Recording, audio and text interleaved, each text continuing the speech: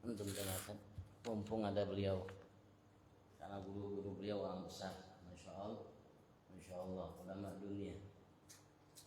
Guru-guru beliau namanya guru besar, ulama dunia. Terutama Habib Abu Bakar Al-Masyhur bin Ali bin Ali Al-Masyhur Al-Ali. InsyaAllah kita nanti dengarkan. Saya sekadar membacakan kitab, dan mudah-mudahan insyaAllah tidak ada di antara kita kecuali diberikan keberkahan oleh Allah Subhanahu wa taala.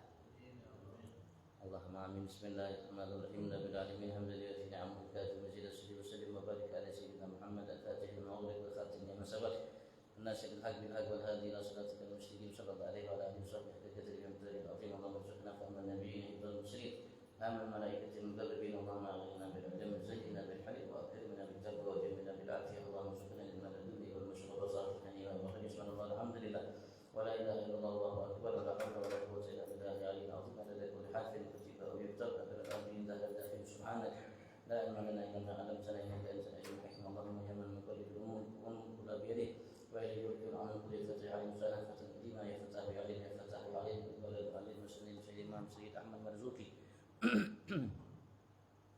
المالكي في تعريف أدلة على مشارع الشيخ محمد نووي بن أمة الجامع الشافعي شارح أكيدة الأوام سماه نور الظلام شارح على منظومة أكيدة الأوام إلى أنقاذ رضي الله تعالى عنه ونفعنا بهما بعلومهما في دار الأمين رضي الله تعالى عنهم أجمعين.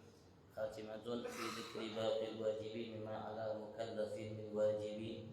نبينا محمد قد أرسل للعالمين رحمة وفضل.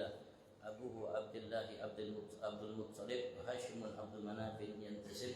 وأمه آمنة الزهرية أرضعه حليمة السعدية إلى آخر. والله أعلم. Mari kita dengarkan dari beliau. Mudah-mudahan yang kita sampaikan insyaallah sebagai wasilah Allah Subhanahu wa taala berikan kita ilmu yang bermanfaat. Dan insyaallah terjemahkan oleh Ustaz Maulana. Insyaallah kita dengarkan nanti kalau ada yang dengarkan dari beliau yang perlu ditanyakan, fadhil antum, fadhil antum. Dan minta beliau pada kepada Rasulullah sallallahu alaihi Muhammad. Terus salat ta'ala.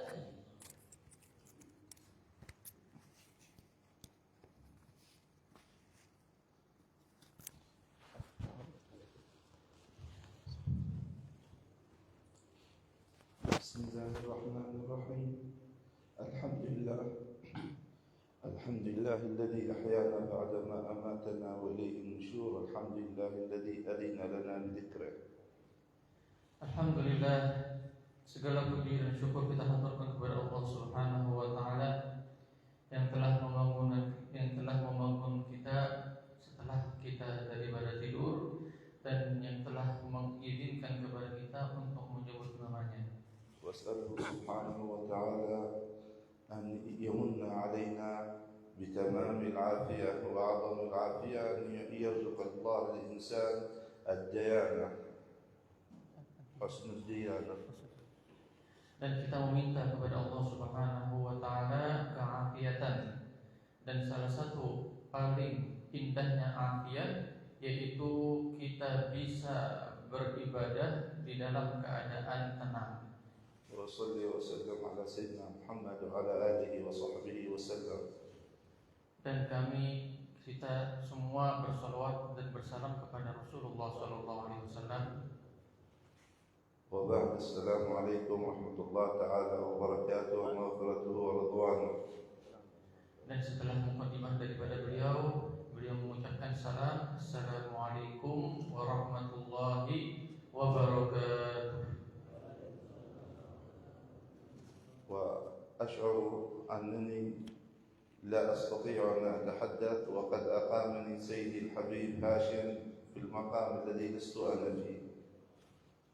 Dan kami merasa kurang pantas menyampaikan sesuatu yang sebenarnya Habib Hashim lebih tinggi daripada kami, akan tetapi ini adalah salah satu daripada taat terhadap daripada permintaan beliau.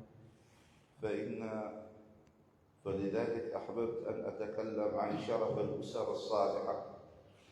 Oleh karena itu, di kesempatan subuh berkah ini saya akan menyampaikan daripada topik pembicaraan tentang keluarga yang soleh. بأن يدخلنا الله سبحانه وتعالى فيهم ويجعلنا الله سبحانه وتعالى من الصالحين المصلحين. Dan mudah-mudahan dengan kita mendengarkan daripada apa yang akan disampaikan, kita semua akan berusaha menjadi hamba Allah yang lebih soleh lagi. ولأهمية الأسرة الصالحة ومكانتها في المجتمع أراد الله سبحانه وتعالى أن يخلد لنا أسرة لنقتدي بهم ونقتدي بهديتهم. Dan daripada pentingnya mempunyai keluarga yang soleh, keluarga yang baik, Allah pun memberikan daripada contoh-contoh yang di situ kita bisa meniru mereka. وهو كمثال في القرآن الكريم سورة تسمى بسورة آل عمران. Salah satu contoh keluarga yang soleh yang Allah kekalkan di dalam Al-Quran yaitu keluarga Ali Imran. لماذا سميت هذه السورة باسم سميت باسم أسرة مباركة؟ Kenapa surah ini diberikan nama dengan nama keluarga? Surah Ali Imran artinya surah tentang keluarga Imran. كلما أراد الإنسان أن يقرأ هذه يتذكر شرف الأسر الصالحة. Tidak lain supaya seorang muslim jikalau membaca Al-Quran ketika melewati daripada surah Ali Imran tersebut teringat terhadap keluarga yang soleh ini. وقبل أن يتحدث الله على هذه الأسرة أعطانا النماذج خلاصة الأسر الصالحة في هذا الكون. Dan sebelum menjelaskan lebih jelas daripada keluarga Ali Imran tersebut, dijelaskan juga tentang keluarga yang Allah sudah rampungkan. إن الله اصطفى آدم ونوحا وآل إبراهيم وآل عمران على العالمين. Di dalam Al-Quran disebutkan sesungguhnya Allah memilih daripada Nabi Adam, Nabi Ibrahim, kemudian Nabi آدم وإبراهيم وآل إن الله اصطفى آدم ونوحا وآل إبراهيم وآل عمران على العالمين. Sesungguhnya Allah memilih Nabi Adam, Nabi Nuh, dan juga memilih daripada keluarga Ibrahim dan memilih daripada keluarga Ali Imran. فهذه الأسر هي التي خرج منها الأنبياء. Daripada keluarga inilah keluar daripada keturunan para nabi-nabi. ثم أراد الله أن يعلمنا كيف تكون النشأة وكيف تكون التربية وكيف يؤخذ العلم وكيف أهمية المربي في حياة الإنسان. Kemudian diajarkan juga di cerita ini bagaimana seseorang belajar, mengkaji dan juga memperindah daripada akhlak-akhlaknya. قال تعالى إذ قالت امرأة عمران ربي إني نذرت لك ما في بطني محررا فتقبل مني. Istri daripada Imran dan seorang perempuan daripada keluarga Ali Imran berkata, ya Allah, jikalau aku melahirkan anak, aku bernazar akan menjadikan anak ini sebagai hambamu yang selalu beribadah kepadamu. وفي هذا إشارة على أن الزواج ليس للمناكحة فقط وإنما هو لأمر عظيم في هذا الوجود. Dan ini mengisyaratkan bahwa pernikahan bukan hanya sekedar bersenang-senang antara suami dan istri, akan tetapi di sini mengajarkan bagaimana seseorang jikalau nikah harus mempunyai niat, jikalau punya anak, anaknya tersebut dijadikan anak-anak yang soleh dan solehah. ولكن لأجل أن يعيش الناس في هذه الحياة على مراد الله وعلى مراد رسله. Dan juga memasang niat bagaimana dia hidup di atas aturan daripada aturan Allah dan aturan Rasulullah.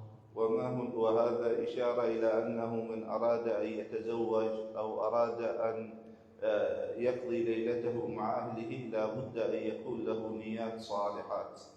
Kemudian di kisah ini juga mengajarkan kepada kita, jikalau seseorang baru nikah kemudian malam pertama, maka dia meniatkan di dalam niatnya niat-niat yang baik. لأجل أن يكون ولده نتيجة نية صالحة. Dan niat, salah satu niat yang baik yaitu mempunyai anak keturunan yang soleh dan solehah. فهذه نظرت إلى ما في بطنها فنوت أن يكون خادما لبيت المقدس. Dan ini sang ibu ketika hamil, dia memikirkan, dia meniatkan, bayi di dalam perutku, aku niatkan kalau sudah lahir dan sudah besar, aku jadikan dia sebagai khadim, sebagai pelayan di Baitul Maqdis. ولكن شاءت الأقدار ولله المراد فيما أراد أنها لما وضعت قالت ربي إني وضعتها أنثى. Nah, niatnya baik. Niatnya kalau punya anak tersebut menjadi khadim, menjadi pelayan untuk Baitul Maqdis, yang mana pelayan tersebut harus laki-laki, harus pria. Akan tetapi setelah kelahiran Allah mentakdirkan lain. Allah menginginkan yang dilahirkan tersebut anak perempuan. والله سبحانه وتعالى يعلم وهو وحده أين الخير.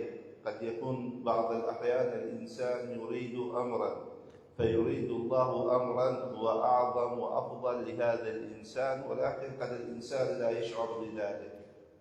Dan Allah lebih tahu terhadap apa yang lebih baik terhadap kita. Mungkin kita menginginkan ini, menginginkan seperti ini, akan tetapi Allah lebih tahu, maka Allah memilih kepada kita sesuatu yang mungkin kita tidak mau, akan tetapi Allah pilih kepada kita. فهذه أرادت أن يكون لها ابنا يخدم بيت المقدس، فأراد الله ما هو لها أفضل وأعلى وإن كانت يأتي من أنثى. Dan ibu tersebut ingin sebenarnya mempunyai anak laki-laki untuk menjadi pelayan di Baitul Maqdis. Niatnya bagus, akan tetapi Allah mengetahui yang lebih bagus lagi, aku kasih kamu anak perempuan. فليعلم الإنسان أنه إذا نوى نية صالحة أو إذا أراد شيئا من الله فإنه يعامل الكريم ويعامل الرحيم ويعامل ذو الجود والامتنان. Dan ketahuilah ketika kita berniat dengan niat yang baik, kita bermuamalah kepada Allah, kita sebenarnya sedang bermuamalah kepada yang maha mulia, yang maha dermawan, yang maha memberi di atas daripada apa yang kita minta. فلما وضعتها قالت ربي إني وضعتها أنثى وليس الذكر كالأنثى. Ketika melahirkan anak tersebut ternyata perempuan, kemudian dia mengadu kepada Allah, ya Allah, aku melahirkan perempuan, dan dikatakan maka tidak samalah perempuan seperti laki-laki. وأنتم تعلمون أنها كانت تريد أنه يكون ذكر لأجل أن يخدم بيت المقدس، يكون خادما في بيت المقدس. Dan kita sudah tahu sang ibu tadi itu maunya mempunyai anak laki-laki sebagai pelayan di Baitul Maqdis. فكانت تظن أن بحكم أن هذه أنثى لن تؤدي الدور الذي أرادته هي من ابنها. Dan kalau ternyata yang lahir adalah perempuan, maka perempuan tersebut tidak mungkin bisa menjadi pelayan daripada pelayan Baitul Maqdis. قال ولكن لن ينقطع رجاؤها ولن ينقطع عملها بالله سبحانه وتعالى. Tetapi harapannya kepada Allah tidak berhenti, terus mengharap kebaikan yang Allah yang apa yang Allah berikan kepadanya. وإني سميتها مريم وإني أعيذها بك وذريتها من الشيطان الرجيم. Dan sang ibu memberi nama putrinya dengan nama Maryam dan meminta kepada Allah daripada godaan syaitan terhadap penjagaan untuk putrinya tersebut. وفي هذا إشارة إلى أن ينبغي للأب أو ينبغي لرب الأسرة أن يحصن أولاده من الشيطان الرجيم وذريته من الشيطان الرجيم، يحصنهم بالأذكار ويحصنهم كذلك بالأسباب. Nah, sebagaimana ibu daripada Maryam mendoakan, membentengi putrinya daripada godaan syaitan, daripada gangguan-gangguan syaitan, kita sebagai ayah, sebagai orang tua yang mempunyai anak, sepatutnya kita membentengi, mendoakan, daripada anak-anak kita supaya terjaga daripada gangguan-gangguan syaitan. ونحن اليوم في أمس الحاجة لأن نحصن أنفسنا ونحصن أولادنا ونحصن مجتمعاتنا من مدخلات الشيطان. Dan kita penting juga membentengi diri kita, membentengi keluarga kita, anak istri kita, masyarakat kita daripada godaan-godaan, gangguan-gangguan syaitan. فالشيطان اليوم يعبث بهوياتنا ويعبث بمعتقداتنا ويعبث بقيمنا، فيجب على الإنسان أن يحصن نفسه ومجتمعه من هذه المدخلات ومن هذه الفيروسات التي تهتك في المجتمعات. Yang mana di zaman sekarang syaitan sudah mengobak-ngabik, sudah menghancurkan, sudah mengganggu daripada identitas seorang muslim, sudah mengganggu, mengubah daripada akidah-akidah kita, mengubah daripada akhlak-akhlak kita. Maka kita sebagai muslim wajib membentengi akidah kita, wajib membentengi akhlak kita dan juga identitas kita. وأفضل ما يحصن الإنسان به أسرته ونفسه أن يلوذ بأهل الله من العلماء ومن المربين. Salah satu benteng yang paling penting supaya kita terjaga daripada gangguan godaan syaitan, yaitu kita mempunyai guru, mempunyai ustaz yang kita selalu bertanya kepada beliau. قال لأن بعد قال التحصين قال وكفلها زكريا، أي أنه جعل لها معلما زكريا، وهنا إشارة إلى اختيار المعلم والمربي. Kemudian setelah Maryam mulai tumbuh menjadi besar, maka yang menjaganya atau yang mengajarkan ilmu-ilmu yang sebagai gurunya yaitu Nabi Zakaria. لأن الإنسان إذا كان النية الصالحة وقامت أسرته على أمر صحيح بعد ذلك يتقبلها ربها بقبول حسن، وأنبتها قال الله نباتا حسنا وكفلها زكريا، أي أنه هيأ لها المعلم وهيأ لها المربي. Nah, keluarganya sudah baik, sudah soleh, kemudian niat daripada orang tuanya sudah baik, sudah soleh, kemudian diajarkan kepada anak tersebut tentang agama-agama, maka Allah yataqabbal, Allah menerima daripada niatnya, daripada amalnya, daripada keluarga baik yang tersebut. والناس تحتاج إلى المعلم وتحتاج إلى المربي وتحتاج إلى الشيخ أكثر من حاجتها لشيء آخر. Dan seorang muslim itu lebih membutuhkan kepada guru, lebih membutuhkan kepada murabbi, lebih membutuhkan kepada orang yang membimbingnya daripada apapun. وأنتم ترون اليوم المجتمعات كيف يسعرها الشيطان وكيف أصابها الخلل سواء في التربية أو في التعليم أو في الاقتصاد أو في جميع حياتها. ما سبب ذلك؟ فقدان المربي. Dan kita semua bisa melihat, melihat sendiri di zaman sekarang sudah kacau daripada tarbiyah kita, daripada pendidikan kita, daripada ekonomi kita, daripada masyarakat kita. Tidak lain sebabnya yaitu tidak ada pegangan daripada guru-guru. فالله سبحانه وتعالى إذا أراد بقوم خير وإذا أراد بطائفة خير جعل فيهم مربيا وجعل فيهم عالما وجعل فيهم من يوجههم وينصحهم ويرشدهم ويأخذ بأيديهم إلى الله سبحانه وتعالى، وخصوصا إذا كانوا من أهل الصلاح، وخصوصا إذا كانوا من أهل بيت رسول الله صلى الله عليه وسلم ومن العلماء الأثبات. Dan jikalau Allah mencintai suatu kaum, maka Allah memberikan kaum tersebut guru dan habib yang mengajarkan kepada mereka tentang agama Allah, tentang bagaimana sampai kepada Allah. Terlebih jikalau gurunya tersebut tergabung antara ilmu warisan daripada Nabi dan juga nasab yang bersambung kepada Rasulullah SAW. إذا أردتم أن تنظرون إذا هل هؤلاء البلد أو الطائفة أو القرية أو المجتمع على خير أو على غير خير، انظروا إلى التفافهم حول صلحائهم وعلمائهم والمربين فيهم. Jika ingin melihat suatu daerah, apakah daerah tersebut bagus, daerah tersebut orang yang baik-baik atau tidak, maka lihatlah masyarakatnya, apakah masyarakatnya cinta kepada orang soleh atau tidak cinta kepada orang soleh. فإذا كانوا لا يزالون الناس مرتبطين ومتشبثين بعلمائهم ومعظمين لعلمائهم ومعظمين للمربين فيهم والمعظمين لأرباب القدوات ومعظمين لأهل الصلاح ممن ينتسبون إلى الأسر الصالحة، فمعنى ذلك أنهم على خير وعلى هداية وعلى رعاية. Jikalau kita menemukan suatu kaum, suatu wilayah yang mereka masih mencintai, mengagungi daripada ulamanya, daripada habaibnya, daripada guru-gurunya, maka ketahuilah bahwa alhamdulillah di kampung tersebut, di daerah tersebut terdapat kebaikan-kebaikan dan keberkahan-keberkahan.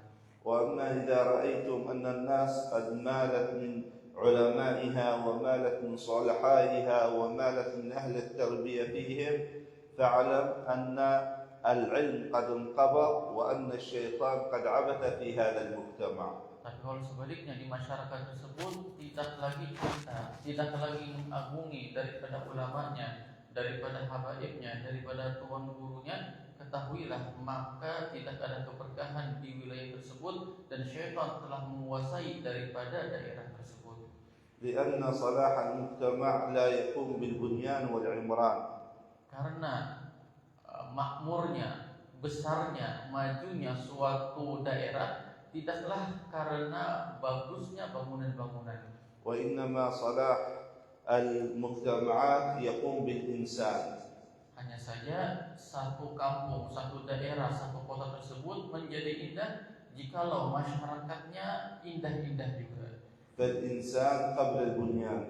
Maka sebagaimana yang selalu dikatakan oleh guru kami Habib Abu Bakar Al-Adani, al-insan qoblal bunyan, yang artinya membangun manusia itu lebih didahulukan ketimbang daripada membangun bangunan. والتربية قبل التعليم.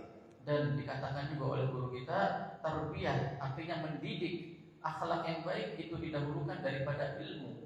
والمعلم قبل المنهج. Dan didahulukan seorang guru, harus punya guru dulu, kemudian kurikulum.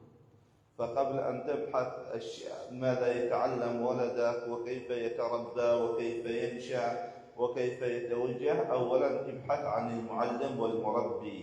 Sebelum seseorang bertanya, ini kalau belajar dapat titel apa, ini kalau belajar keuntungannya apa, ini kalau belajar berapa tahun, kitabnya apa aja, sebelum nanya itu semua tanya dulu siapa yang ngajar. وكانوا يقولون لولا المربي ما عرفت ربي.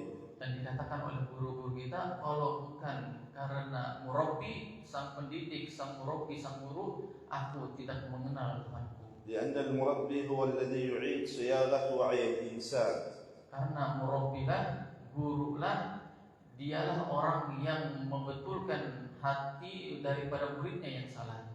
ويوجه القلب ويصحح علاقة الإنسان بربه من خلال قلبه. Dan dengan murabbi tersebut, seorang santri, seorang murid akan menjadi lebih tersambung, lebih tahu bagaimana jalan yang betul menghadap sampai kepada Allah. وبالمربي تزكى النفوس. Dan dengan murabbi tersebut hati nafsu kita menjadi bersih. فإذا قال الله لأهمية المربي والشيخ قال الله وكفلها زكريا. Dan daripada kepentingan, sangat pentingnya murabbi ini dijelaskan dalam Al-Quran, Nabi Zakaria lah yang menjaga atau yang mendidik Maryam tersebut. إذا لما تجتمع النية الصالحة ويجتمع التحصين والحفاظ على الولد منذ صغر سنه والمعلم والمربي والشيخ في الإنسان، هذا الولد يؤتي ثمرته. Dan di kisah ini kita mengambil faedah. Faedah pertama, di kisah ini seorang daripada ibu, orang tua, keluarga mempunyai anak, kemudian mempunyai niat yang soleh. Ini pertama, niat yang soleh, niat yang baik.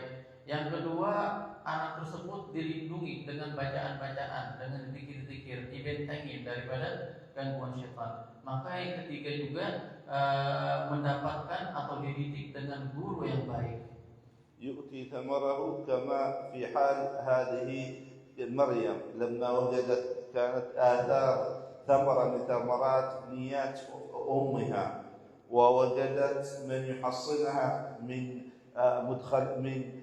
ضغوطات الشيطان وأفكار الشيطان، ووجدت المعلم. هناك قال الله كلما دخل عليها زكريا المحراب وجد عندها رزقا. Nah, kalau sudah terkumpul 3 poin ini, niat orang tua bagus, anaknya menjadi anak soleh-solehah. Kemudian orang tua membentengi anaknya daripada godaan, daripada gangguan, daripada ajakan-ajakan syaitan, itu dilakukan juga. Yang ketiga, anak tersebut dididik dengan seorang murabbi, dengan seorang guru yang baik. Maka kalau sudah terkumpul 3 ini pada satu keluarga, maka akan terjadilah sebagaimana terjadi pada Maryam. Setiap Zakaria masuk ke ruangan Maryam, di situ ditemukan daripada makanan-makanan. وأما الذي يهمل ولده ولا ينوي أولا النية الصالحة في زواجه، ولا يكون له اعتناء بولده، ولا أن يهيئ لولده المربي الصالح، ولا يعتني بشأن ولده، فكيف يجد في هذا الولد الثمرة الصالحة؟ لا يجد من ولده الثمرة الصالحة. Tapi kalau tidak ada 3 poin ini, tidak punya niat yang baik, nikah ngapain nikah? Hanya nikah saja. Kemudian tidak dilindungi, tidak dibentengin daripada anaknya dengan doa-doa, dengan zikir, dengan ilmu-ilmu, maka tidak ada manfaatnya juga. Kemudian yang ketiga, tidak diberikan guru yang baik kepada anaknya, maka bagaimana anak tersebut akan menjadi anak yang soleh dan solehah? Tidak mungkin. لأن أزماننا وأوقاتنا صار كل شيء يهدم في التربية، وسبب في أن يسحب بساط الهوية الإسلامية والقيم والمبادئ من الإنسان أو من هذا الولد. Karena di zaman kita para syaitan dan para prajurit-prajuritnya sudah menghancurkan daripada pendidikan kita, akhlak kita, ekonomi kita, kemudian antara hubungan kita antara manusia dengan tetangganya, dengan kerabatnya, itu semua di zaman kita sudah terjadi semua. حتى والعياذ بالله صار الشيطان يعبث في أبنائنا من داخل بيوتنا. Bahkan sampai sekarang di zaman ini syaitan itu bermain-main, dijadikan anak kita sebagai mainan di dalam rumah kita sendiri. بل ولربما صار الشيطان قرين للإنسان من خلال الأجهزة التي يصطحبها الإنسان. Bahkan syaitan tersebut sudah menjadi teman akrab kepada orang tersebut dan daripada HP. فإذا الإنسان ما وجد المربي الذي يرشده كيف يتعامل مع هذه الآلات في بيته وعندما يحملها وما أشبه ذلك، فهذا والعياذ بالله يكون مصيدة للشيطان ولعبة في يد الشيطان.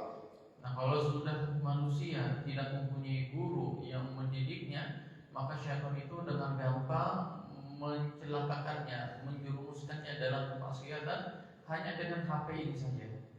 إذن فالمعلم والمربي يحتاجه الناس كما يحتاجون للهواء الذي يتنفسونه.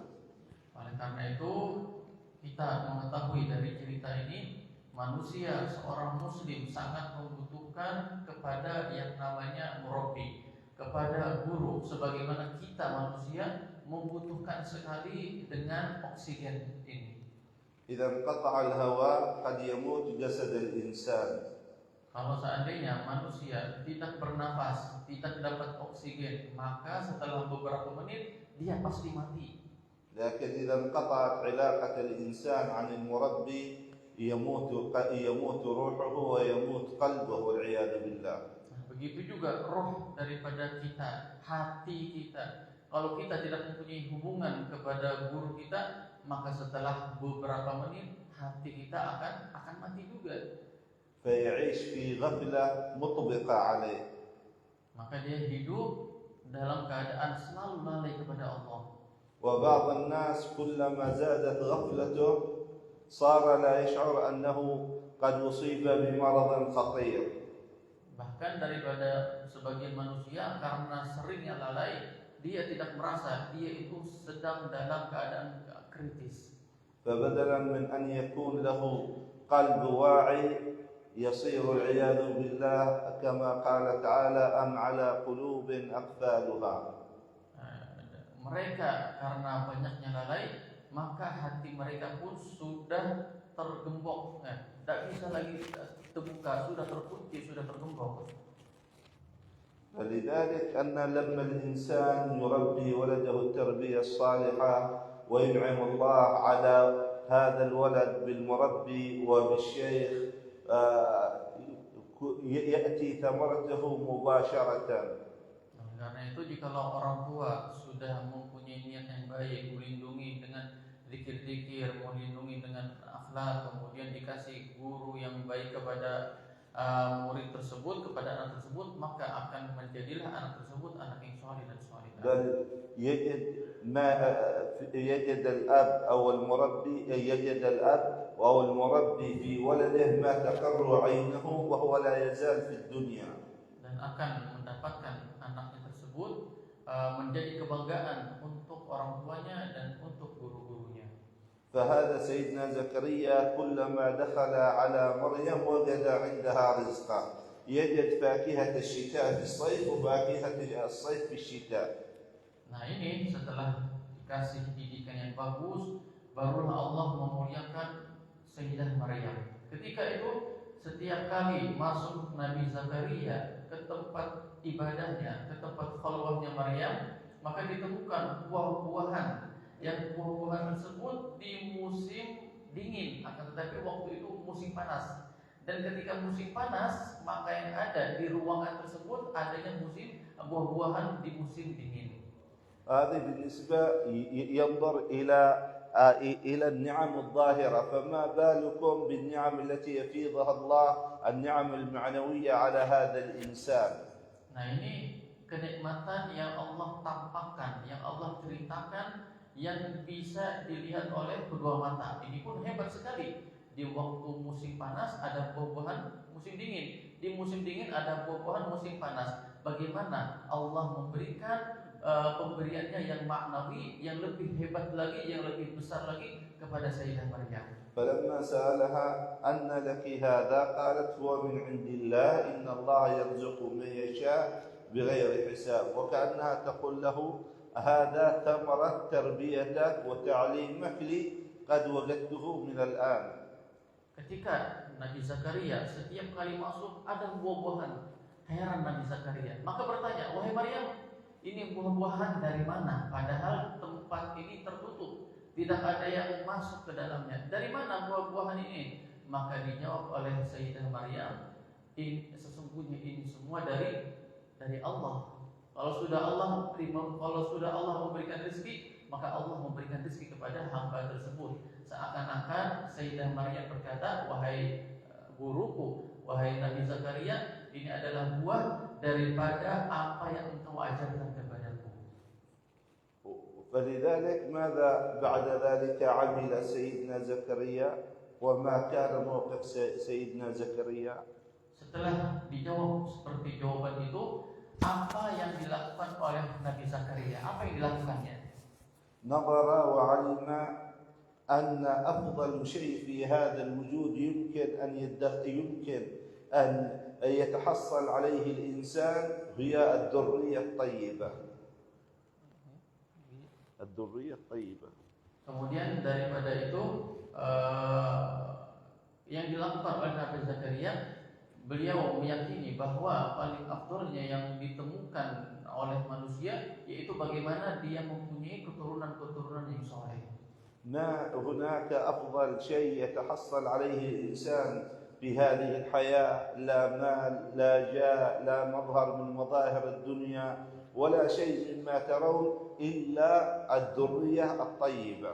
Tidak ada di dunia ini yang lebih indah, yang lebih afdal ditemukan oleh manusia melainkan daripada mempunyai keturunan-keturunan soleh. Mobil, harta, uang, semuanya itu akan hilang, akan hina. Tetapi jika seseorang mempunyai anak keturunan yang soleh-solehan, itulah yang paling afdal. ولذلك جعل الله سبحانه وتعالى طلب الذرية الصالحة صفة من صفات عباد الرحمن.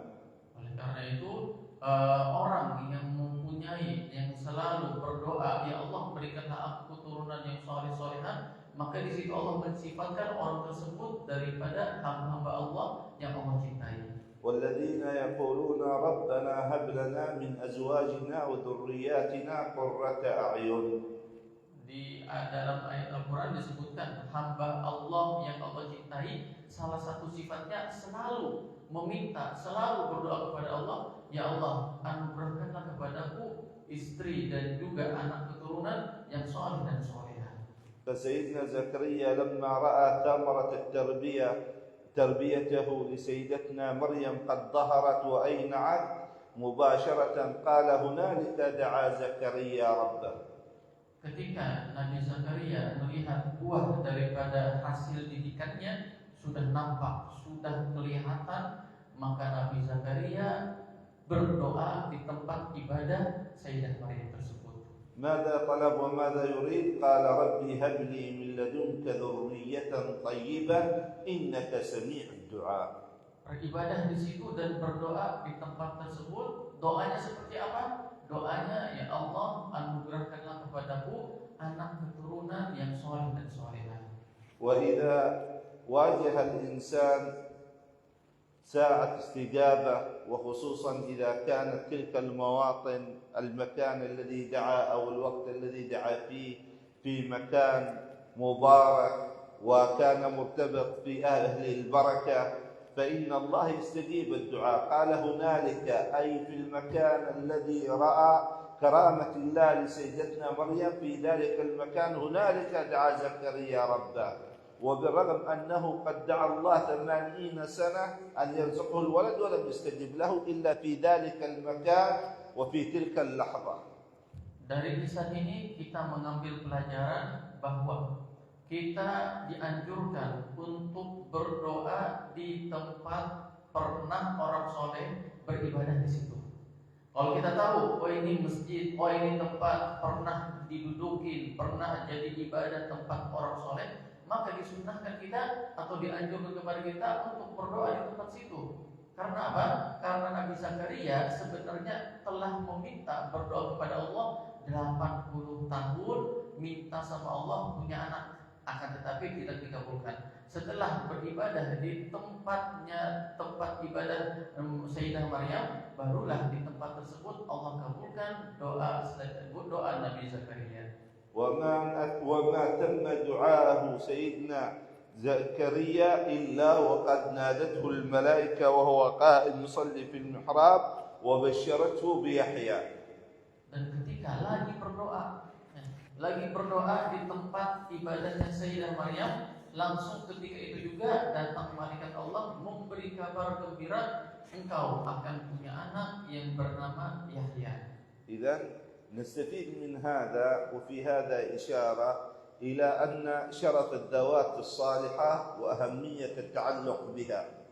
Dan dari kisah semua ini kita mengambil faedah bagaimana pentingnya mempunyai keluarga yang soleh dan mempunyai guru yang baik. وشرف الأماكن المباركة وأهمية التردد إليها. Dan mengajarkan kepada kita di kisah ini tentang pentingnya tempat-tempat yang berkah dan selalu kita mengambil daripada tempat-tempat yang berkah tersebut. وشرف الأزمنة المباركة واستغلالها. Dan mengambil faedah tentang bagaimana pentingnya mengambil daripada waktu-waktu yang berkah juga. فالله ينفعنا بالصالحين ويجعلنا الله مع الصالحين ويدخلنا الله مداخلهم. Mudah-mudahan kita digolongkan menjadi hamba yang soleh, dibersamakan selalu bersama orang soleh. ويجعلنا الله ممن عرف شرف الذوات الصالحة فانطوى فيهم.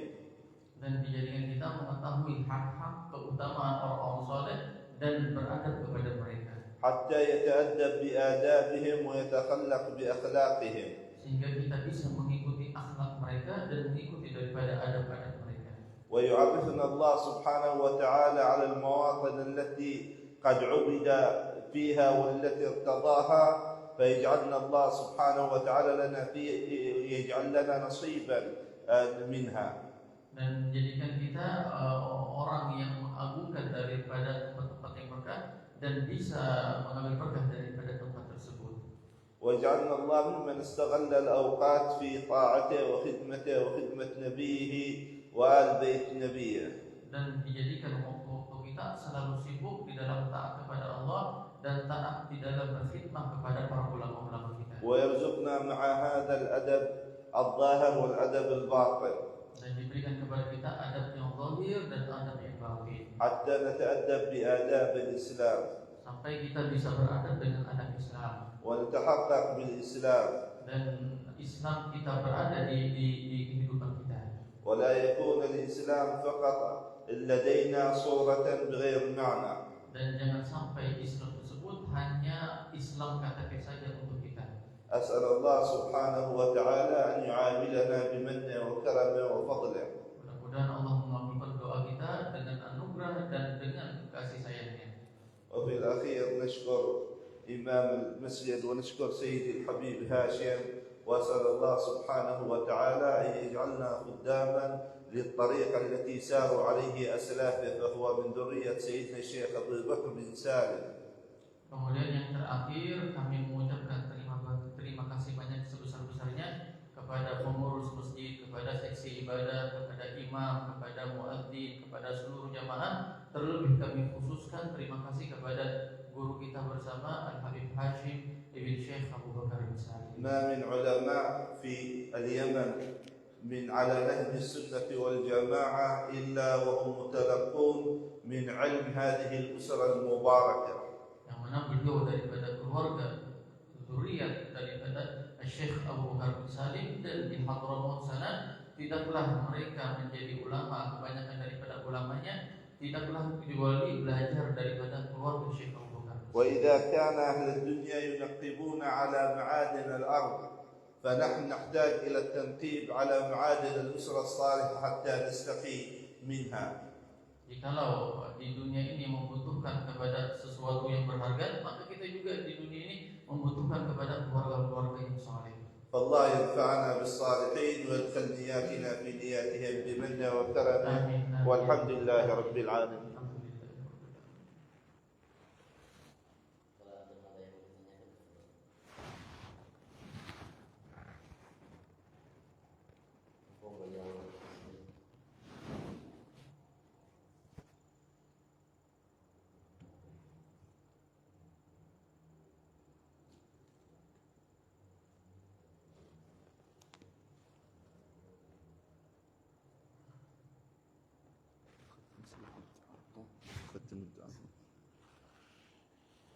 Kalau mau ditanyakan, kalau enggak kita tutup dengan doa apa?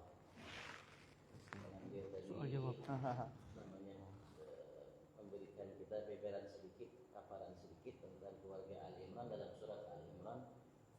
Ya mungkin kita perlu membaca sedikit yang ada dalam Al-Quran dan membaca tafsir yang ada artinya yang ada agar yang kita dengarkan dari beliau bisa nyambung.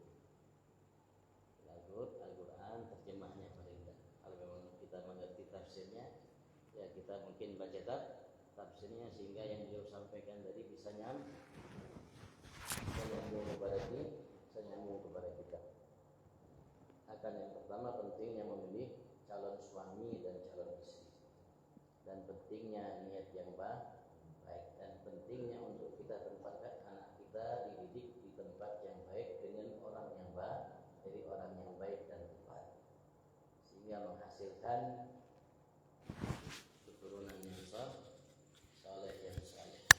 Yang beliau menyatakan tadi lebih berharga keturunan yang saleh salihah itu dari harta, dari kedudukan, dari pangkat, dan dari semua selainnya. Karena itu Nabi Zakaria ketika beliau melihat karamah Siti Maryam tadi, yang ketika ia masuk di tempat ibadahnya dia dapatkan buah. Tadi dinyatakan di musim dingin buah musim panas, di musim panas buah panas, buah di musim dingin. Nabi Allah Zakaria tahu ini tempat tertutup, tidak ada yang masuk kecuali beliau.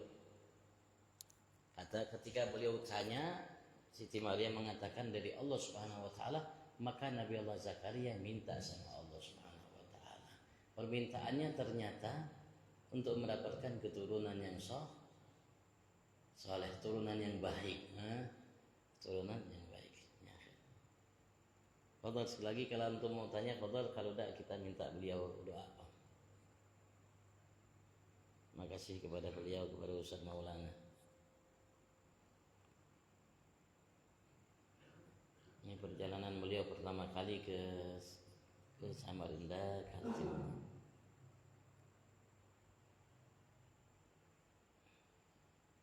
Ya, akhir kita minta doa dari beliau.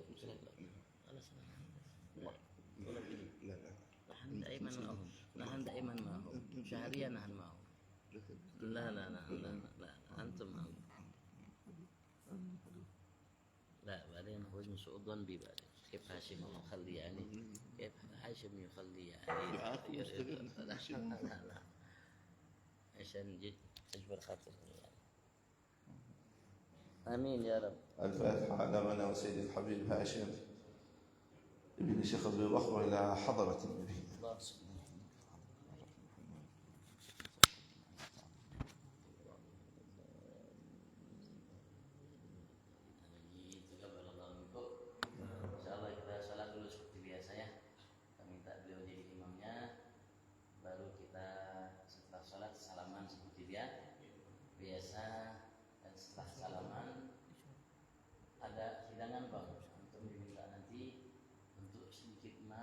Makan seperlunya. Baru kalau setelah itu mau pulang.